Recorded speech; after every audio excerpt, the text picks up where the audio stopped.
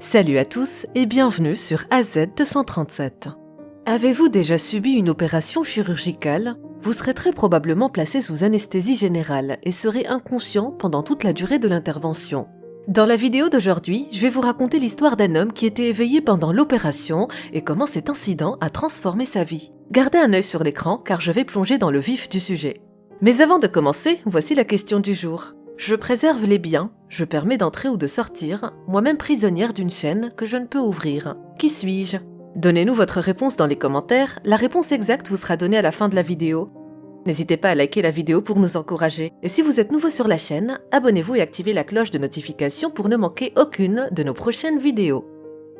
La procédure standard consiste à administrer une anesthésie à un patient avant une opération afin de le rendre inconscient et de l'empêcher de ressentir de la détresse ou de la douleur. Toutefois, dans de rares cas, environ une personne sur 1000 qui reçoit une anesthésie générale est consciente pendant le traitement. Cela signifie que la personne est toujours consciente de son environnement, mais qu'elle est incapable de bouger ou de parler après avoir été anesthésiée. C'était le cas de M. Fensettle, qui a été contraint d'uriner sur la table d'opération afin d'attirer l'attention des chirurgiens pendant son opération de l'appendice rompu. L'anesthésie s'efforce de faire en sorte que l'expérience du patient en matière d'anesthésie et d'opération soit aussi confortable et sans stress que possible. Selon une porte-parole du Royal College of Anesthesia dans une interview accordée au Daily Mail, la sécurité du patient passe toujours en premier. D'autre part, la prise de conscience de l'anesthésie pendant l'opération peut se produire pour diverses raisons. Les patients présentant plusieurs problèmes médicaux sont plus susceptibles d'être conscients et certaines opérations ou circonstances particulières augmentent le risque de prise de conscience car la dose standard d'anesthésie nécessaire ne peut être utilisée en toute sécurité. Vous êtes peut-être curieux de savoir ce qui a causé la mort de M. Fens. Il affirme qu'une infirmière avait mal saisi son poids, qui était inférieur d'1,3 kg à ce qu'il aurait dû être, ce qui a amené les médecins à lui administrer une anesthésie générale trop faible.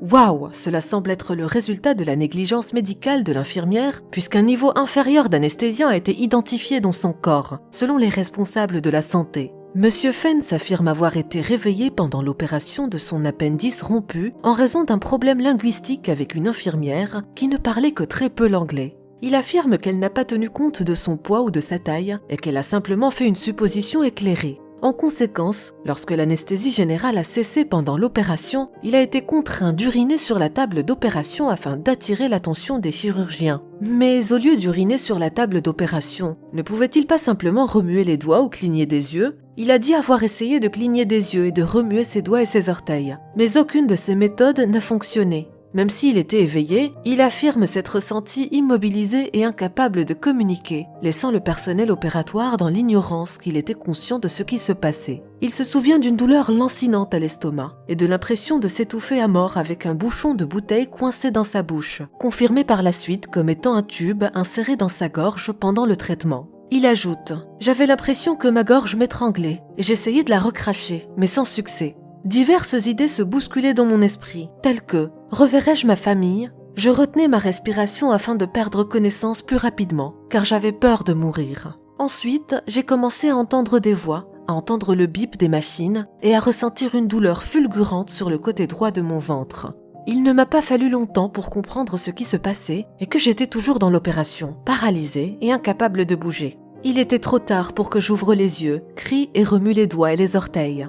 Monsieur Fens a ensuite fait remarquer. J'étais prêt à renoncer à n'importe quelle partie de moi-même pour faire quelque chose. Comme c'était la seule chose que je pouvais faire à ce moment-là, j'ai décidé d'uriner. Monsieur Fens devait souffrir énormément pour avoir recours à la miction comme dernière option pour attirer l'attention des médecins.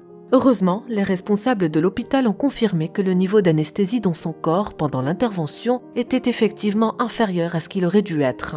Pour M. Fens, son passage à la Royal College of Anesthesia a été la réalisation de son pire cauchemar. Vous trouverez cela amusant, car bien qu'il se souvienne de l'intervention, on lui a dit que c'était un rêve lorsqu'il s'est réveillé dans la salle post-opératoire. Essayait-on de lui faire croire que tout ce dont il se souvient n'était qu'un rêve ? Cela aurait pu être le cas si un autre médecin ne l'avait pas exclu. Selon M. Fens, j'ai été vu par un médecin qui a déclaré « Je sais que vous étiez au courant de l'opération, mais je vous conseille de ne pas la rechercher en ligne. » Ironiquement, je crois que le médecin lui demandait de faire des recherches en ligne. Sinon, il est peu probable qu'il en parle du tout. Tout cela au bénéfice de Monsieur Fence, qui a appris que la conscience anesthésique pouvait être induite par une faute médicale après avoir fait des recherches sur ce sujet. Et comme vous le savez peut-être, lorsqu'un incident est causé par une négligence médicale, le patient a le droit de poursuivre et de demander des dommages et intérêts pour le préjudice qu'il a subi en raison de l'incident. Alors, Monsieur Fence a-t-il subi un préjudice à la suite de l'événement, ce qui l'aurait incité à intenter une action en justice contre l'hôpital ? Oui, bien sûr. Après l'opération, il a développé un trouble de stress post-traumatique et des flashbacks qui ont duré plus d'1 an. Avant, il ne pouvait pas dormir parce qu'il ne cessait de faire des cauchemars d'étouffement qui le tenaient éveillé la nuit. Il a déclaré qu'il sanglotait et qu'il ne savait plus qui il était parce que l'hôpital le niait et que, même si j'étais conscient de ce qui s'était passé, j'avais peur de devenir fou. C'est l'un des effets négatifs d'être conscient pendant l'anesthésie et c'est une bonne raison de poursuivre l'hôpital en justice. Selon une étude, la conscience anesthésique peut être déstabilisante, voire traumatisante, selon la personne et l'expérience. Le professeur Michael Wang, psychologue clinicien à l'université de Leicester, a signalé en 2006 que la conscience anesthésique avait entraîné certains des cas les plus graves de syndrome de stress post-traumatique. C'est peut-être la raison pour laquelle M. Fence a considéré ce qui s'est passé comme le pire des cauchemars devenus réalité. Il a exigé que le National Health Service se penche sur ce qui s'est passé pendant l'opération, déclarant que les employés avaient mal saisi son poids. Le Calderdale et Hundredfold NHS Foundation Trust, qui gère l'hôpital, a exprimé des remords pour l'incident, et M. Fence a reçu des milliers de livres de compensation des cadres supérieurs de la fondation dans le contexte d'un règlement à l'amiable résultant de ce triste incident. Brandon Brown, infirmier en chef du Calderdale et Hundredfold NHS Foundation Trust, a également commenté la situation. Nous regrettons sincèrement que l'expérience de M. Settle n'ait pas été à la hauteur des normes élevées que nous nous efforçons d'atteindre pour tous nos patients. Nous avons mené une enquête approfondie sur les circonstances entourant la sédation et l'anesthésie de M. Settle avant le début de son intervention et nous avons partagé nos conclusions et nos enseignements avec notre personnel. M. Settle n'a pas été totalement anesthésié pendant son intervention et maintenant que nous sommes parvenus à un accord, j'aimerais profiter de ce moment pour m'excuser une fois de plus auprès de lui. La sensibilisation à l'anesthésie n'est plus un sujet de plaisanterie et il faut l'aborder sérieusement. Même les acteurs mettent en scène cette expérience afin de la porter à l'attention du public. Cet événement terrifiant, connu sous le nom de conscience anesthésique, a par exemple fait l'objet du film hollywoodien Awake, sorti en 2007 dans les salles de cinéma du pays. Dans ce film, le personnage de Hayden Christensen se réveille pendant une opération chirurgicale au moment où le médecin s'apprête à lui ouvrir la poitrine, ce qui lui fait perdre conscience. Vous pouvez visionner le film pour voir ce que c'est que d'être conscient sous anesthésie.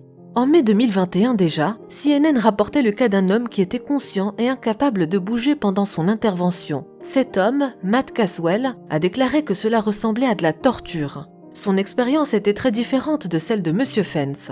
M. Caswell a déclaré à News 4 qu'il s'attendait à être assommé sous anesthésie générale, mais cela ne s'est pas produit. Je me souviens juste du masque qu'on m'a mis sur le visage. J'ai su que j'avais des ennuis quand j'ai senti l'iode froid toucher mon ventre, a-t-il dit. Il ne pouvait pas parler car on lui avait administré un médicament paralysant avant l'opération. Son avocat, M. Wilsteck, a déclaré « On était censé lui mettre un masque sur le visage, ce qui a été fait. Ce masque contient ce que nous appelons le gaz paralysant qui vous endort. L'anesthésiste a oublié d'allumer ce gaz. » M. Caswell a bien sûr intenté un procès, affirmant qu'il pouvait ressentir la douleur et entendre tout ce qui se disait dans la salle d'opération pendant au moins 13 minutes. Selon son avocat, l'expert médical aurait dû reconnaître la douleur de M. Caswell en se basant sur ses indicateurs vitaux. Son rythme cardiaque a crevé le plafond. Sa tension artérielle a atteint ce qu'on appelle la crise hypertensive de niveau 3, qui se produit juste avant une crise cardiaque, et a continué pendant 13 minutes sans qu'il s'en aperçoive. Selon la note médicale, l'hôpital a avoué son erreur. Et une vérification du dossier d'anesthésie révèle un retard dans le début de l'anesthésie par inhalation après l'induction de l'anesthésie selon la note médicale.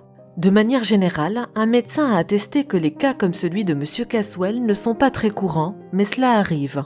Il a ajouté que M. Caswell avait ce que l'on appelle une conscience péropératoire et que la majorité des cas sont causés par une défaillance de l'équipement plutôt que par un professionnel de la santé qui a oublié de le mettre en marche.